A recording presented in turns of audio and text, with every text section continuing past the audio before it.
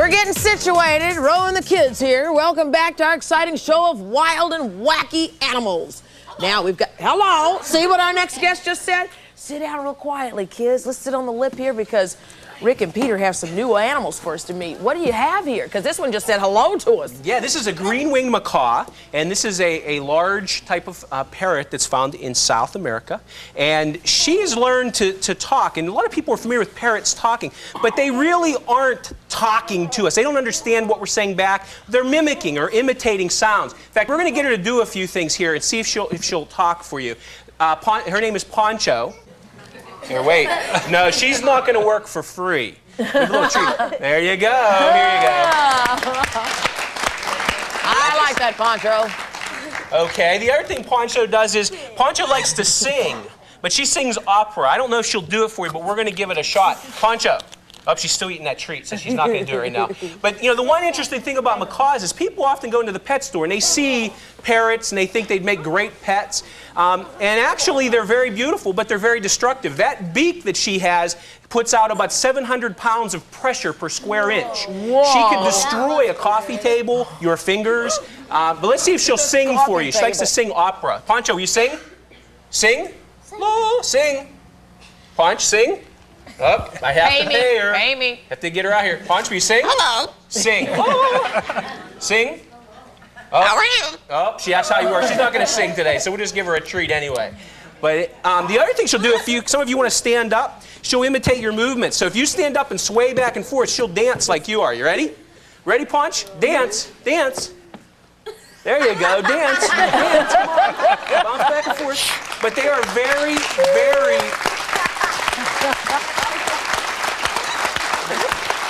They are very intelligent, so they can learn to imitate a lot of things.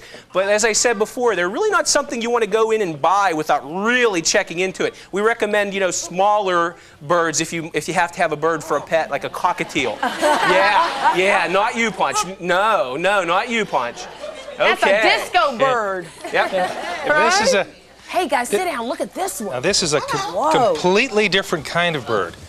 This is a bird of prey.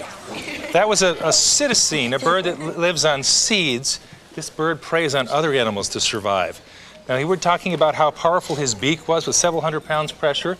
A bird of prey, if you look real closely at my glove here, the reason I have this thick leather glove on, these talons have hundreds of pounds of pressure. And they swoop down out of trees and feed on mice and rats and snakes, and sometimes they even feed on skunks. Can you imagine how hungry you'd have to be to feed on skunks? Oh, yeah. But you know, they do a lot of good for us. People who hear them hooting in the trees, and there are lots of stories about the wise old owl. What they're doing is they're killing the animals, the mice and rats that carry most diseases that are harmful to people. So once again, we need to set aside habitat for these animals so they can survive and in turn help us. It looked like he turned his head all the way around in the socket there. I mean, he was looking completely behind him, like our teacher says, like I have that. eyes behind my head. Like that. See what he's doing? It's 180 degrees. And that's for him to keep his eye open for predators that may come behind him. Wow. So he does not have peripheral vision on the sides like we do, boys and girls, and that's why he has to do that. Very similar to this bird. Look at that one. This is a snowy owl, and this is found in the Arctic areas, but actually comes down into parts of the United States. In fact, not long ago, one of these was sighted over around Lancaster, Pennsylvania. And they'll migrate for food. They feed on lemmings. And when the lemmings are scarce, they'll move to find more food. The other really neat thing about owls, and with turning their head like that, their eyes are very powerful, but their eyes can't move in the sockets. But because of how powerful they are, they can see things moving across the ground even at night. In fact, I heard it said one time, if your eyes were as sensitive or as powerful as an owl's eyes, you would be able to take your favorite book, put it at the end of a football field, go to the opposite end of the football field, and in the middle of the night with one candle burning, you'd be able to read it. That's how powerful their eyes are. Yeah. Very powerful. Now, this is obviously a nature book. Yes, absolutely. We tested this out, yes. Peter. Yeah. You know, one of the things I forgot to point out is that this is a bird like our stealth airplane. When it flies in to hunt its prey, it makes absolutely no noise. Its wing feathers are so fine and so fluted that, listen, you can't hear anything when he moves his wings. Listen.